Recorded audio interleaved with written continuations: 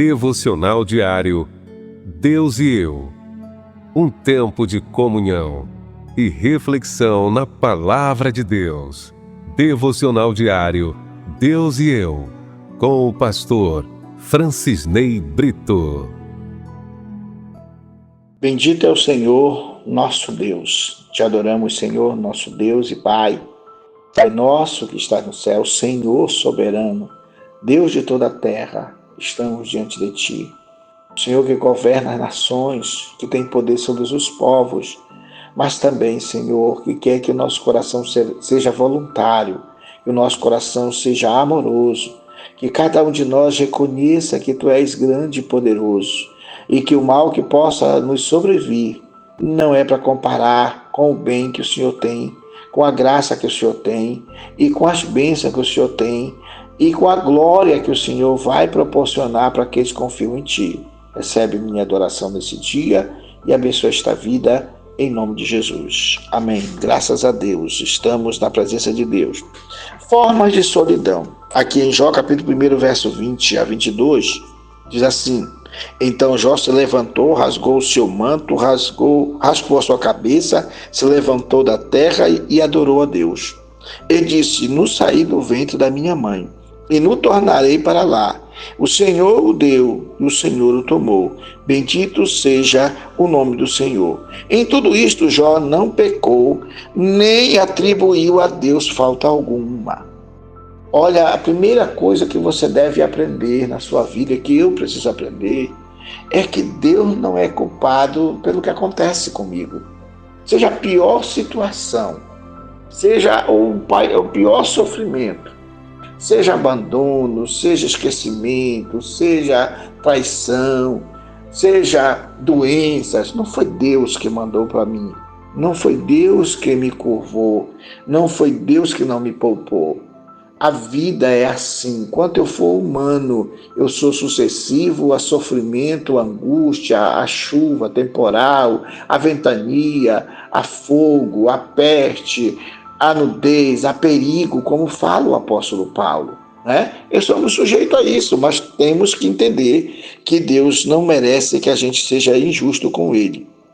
Então, forma de solidão. Primeiro, a solidão social. A sensação da exclusão de um grupo, da comunidade ou da nossa rede de apoio, que a gente acredita que tem. Todo mundo acredita que tem alguém que gosta de você. Comum em mudanças ou novos ambientes. Então, Jó tinha a casa cheia e agora estava vazia. Jó tinha seus filhos faziam festas, tinha muito recurso, muito dinheiro, muitos aparentemente amigos, mas agora Jó estava jogado fora. Diz aqui em Jó capítulo 30, verso 9 e 10, mas agora sou a sua canção e discípulo de provérbios, abominam-me e fogem para longe de mim, e no meu rosto não se privam de cuspir. Por quê? Porque o que Jó estava vivendo quando a doença veio ao seu corpo, explodia, segundo alguns comentaristas, explodia aquela como fosse uma flor, explodia e saía aquela coisa horrível de pus, com sangue, e aquilo fedia. E as pessoas tinham horror de estar perto de Jó. Se Jó saísse de onde ele estivesse e fosse para algum lugar e alguém passasse por ele, Jó seria tratado como alguém podre, como alguém fedendo, entendeu? Então Jó fala do provérbio, da canção, as pessoas passavam a fazer gracejo daquele Jó. Esse não era o rico, esse não era o milionário, esse não era isso, aquilo, mas Jó sabia que ele não tinha participado de algo que viesse chegar a esse ponto. Ele era humano. Aí diz aqui, a solidão situacional, né? Motivada por fatos específicos como luto, separação, aposentadoria ou mudança. Em Jó capítulo 30, verso 12, 14 e 16, diz assim: à direita se levantam os moços, empurram os meus pés, preparam contra mim os seus caminhos de destruição, vêm contra mim como uma grande brecha, revolvem-se entre a assolação. E agora derrama-se em mim a minha alma, e os dias da aflição se apoderam de mim. Claro, quem é que vai suportar tanta afronta? Naquela época, um senhor idoso, ainda mais Jó, que era um grande patriarca, um grande líder, ele agora era a escória para aquelas crianças, para aqueles jovens insensatos.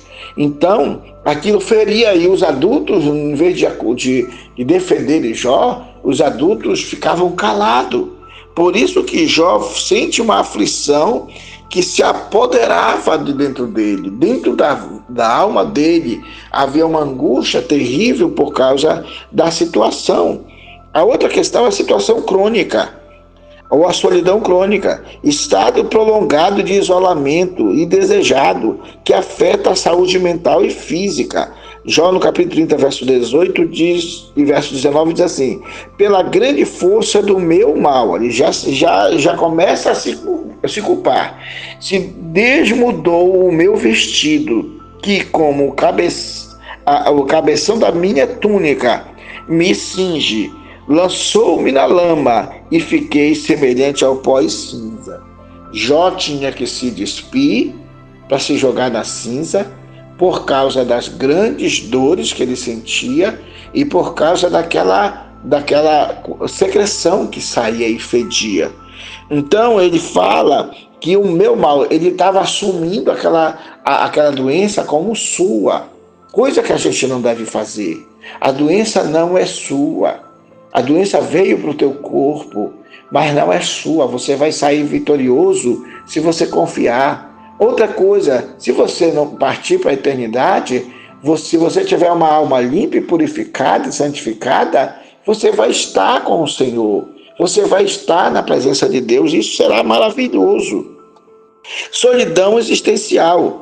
Sensação profunda de separação do resto do mundo, focado na condição humana. Jó capítulo 3, verso 2 a 4, diz assim: Jó falando disse: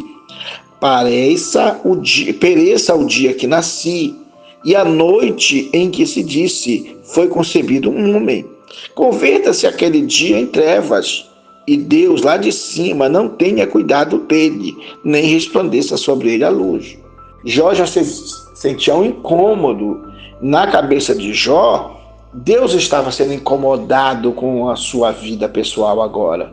Enquanto que antes Jó contribuía e ajudava para o bem, agora é como se Jó se sentisse colocado numa situação onde ele estava causando problema na cabeça dos amigos que vinham acusar que ele tinha pecado.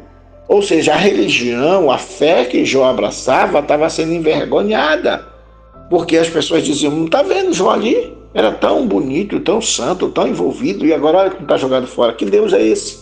Porque as pessoas pensam que Deus só é Deus se Ele manter a gente abençoado, com carro, com casa, com dinheiro sobrando. As pessoas não colocam na cabeça que isso é nada, isso vai ficar quando você morre, o caixão não leva essas coisas todas. O que vale é a eternidade que vamos viver com Deus. E a gente precisa acabar com esse negócio. A solidão criativa é a solicitude, ou seja, escolha consciente de estar sozinho para recarregar as energias, refletir, estimular-se a criatividade. Aí diz, Gênesis capítulo 4, verso 14: eis que hoje me lanças à face da terra, e da tua face me esconderei, e serei fugitivo e vagabundo na terra, e será que todo aquele que me achar me matará. Muitas pessoas acreditam piamente que Deus é covarde a esse ponto. Caim matou seu irmão, mas agora estava colocando Deus na parede. Não, tu vais me lançar, eu serei morto, tu vai me perseguir. Deus não é culpado por suas ações. Deus não é culpado pelas mazelas que sofremos. Deus não sai correndo atrás dos outros para matar e destruir ninguém. Olha quem somos, pó e cinza, e olha quem é Deus. Para que Deus se preocupe em ser meu inimigo. Onde eu ganharia com Deus? Então, antes de eu pensar nisso, eu preciso acreditar que o Senhor é aquele que me ampara. Em Gênesis capítulo 5, verso 22 e 24, mostra que um homem resolveu andar com Deus. Enoque resolveu andar com Deus.